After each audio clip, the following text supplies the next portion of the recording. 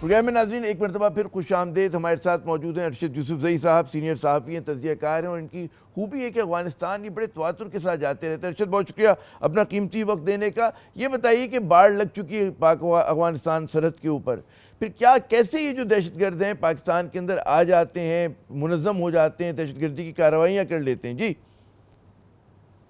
جی سر, اس میں تو ایک بات یہ ہے عامر صاحب کہ اکثر رات کے وقت میں یہ لوگ آتے ہیں ٹولیوں کے شکل میں, 8 اور 10 اور 15 کی شکل میں.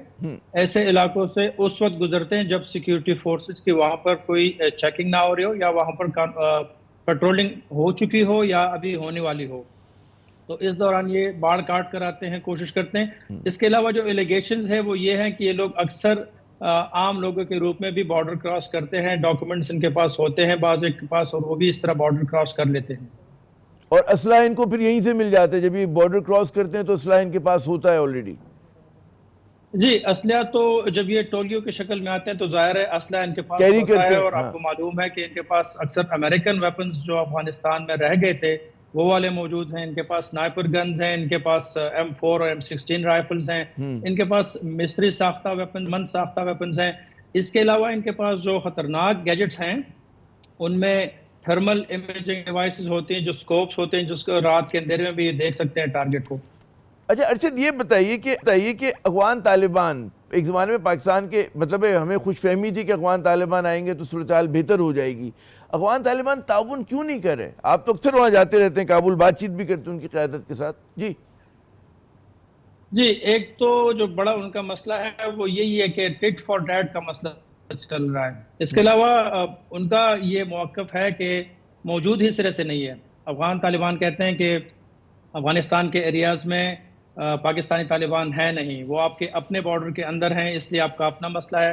پھر اگر کہیں کوئی ایکسیپٹ کرتا ہے تو یہی کہتے ہیں کہ وہ دور دراز پہاڑی علاقوں میں ہیں, دور ہیں. لیکن انآفیشلی ان کو بھی پتہ ہے کہ اگر اس طرح ہم کریں گے ان کے خلاف کوئی کارروائی اور محاذ کھل سکتا ہے. آلریڈی NRF اور داعش کے خلاف وہ لڑ رہے ہیں, تو نہیں چاہتے کہ TTP کے لوگ منحرف ہوں اور وہ بھی افغان طالبان کے خلاف لڑائیاں شروع کریں, کہ IS میں شامل نہ ہو جائیں, کسی اور دہشت گرد تنظیم میں. اچھا, لیکن کیا پھر افغان طالبان پہ پاکستان کی جو ناراضگی ہے اس کا اثر نہیں ہو رہا؟ ابھی بھی جیسے بنو میں حملہ ہوا تو اس کے اوپر پاکستان نے افغان اس کو بلایا, اس سے بات چیت کی وزارت خارجہ نے, ان پہ اثر نہیں ہو رہا پاکستان کی ناراضگی کا؟ جی عامر صاحب, یہ اب مسئلہ ہے کہ ٹٹ فار میں نے ذکر کیا, تو جب آپ ان کو جج کریں گے وہ آپ کو جج کریں گے.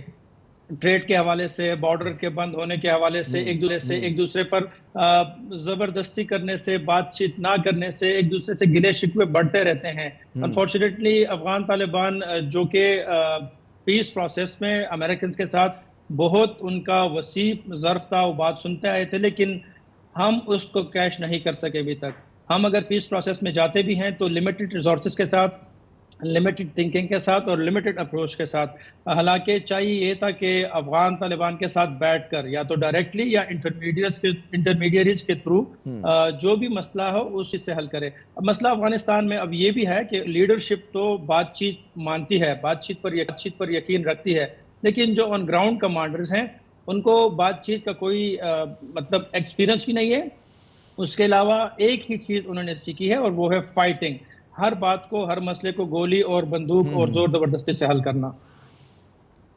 درست. بہت بہت شکریہ ارشد یوسفزئی صاحب, آپ نے ہمیں کچھ افغانستان اور طالبان کے حال سے جو ہے آگاہ کیا. ناظرین, بات یہ ہوتی ہے بالکل یقیناً پاکستان کو کائنیٹک آپریشنز کی ضرورت ہے کہ جو ہماری پاک فوج مسلسل کر رہی ہے, لیکن اس کے ساتھ اتنی اہم چیز ہے کہ جی نان کائنیٹک محاذ پر ہم لوگ کیا کر رہے ہیں. اور وہ جو نیشنل ایکشن پلان بنا تھا اگر آپ یاد کریں 2014 کا, اس کے بعد پھر ایک ریوائز پلان آیا تھا 2021 میں, تو اس میں جو جن چیزوں پہ زور ہے اس کے اوپر ہم دیکھتے ہیں کہ جو ہمارے سویلین انسٹیٹیوشنز ہیں اس طرح کا کام نہیں کر پا رہے.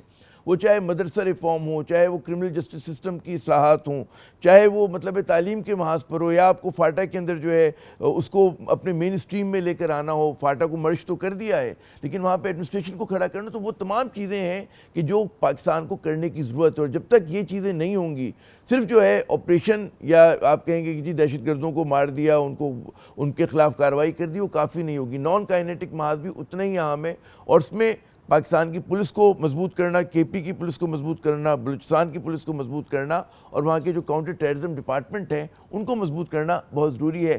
عامر ضیاء کو اجازت دیجیے گا، خدا حافظ۔